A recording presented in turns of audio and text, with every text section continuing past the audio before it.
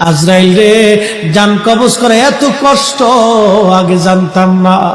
আজরাইল, আমাকে একটু আসানের সাথে তুমি জান কবজ করো।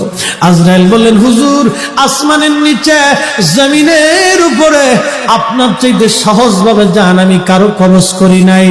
আল্লাহ আমার উপরে করা নির্দেশ, আমার হাবিবের জান কবজ হবে সবচেয়ে বড় আসানে। হুজুর, আমি যদি আপনাকে আসানে জান কবজ না করি, নবী গো, আল্লাহর লানতে আমি ধ্বংস হয়ে যাব। ইয়া নবী আল্লাহ, আমি সেই ভয়ে আপনাকে আসানের সাথে জান কবজ করতেছি। হুজুর গো, আপনি নবীর আগে এবং পরে এত আসানে কারো জান কবজ হয় নাই, হবে না। আল্লাহর নবী ডেকে বলে, আজরাইল, জান কবজ এত কঠিন, এত কঠিন, আমার কাছে কষ্ট হয়। একটা অনুরোধ তোমার কাছে করে দেয় আজরাইল, আমার উম্মতের জান কবজটা তুমি সহজে করো। আমার উম্মত গুনাহগার,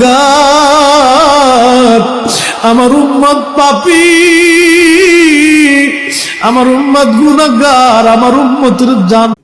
সবাই ওয়াজটা বাড়িয়েছে মনোযোগ দিয়া।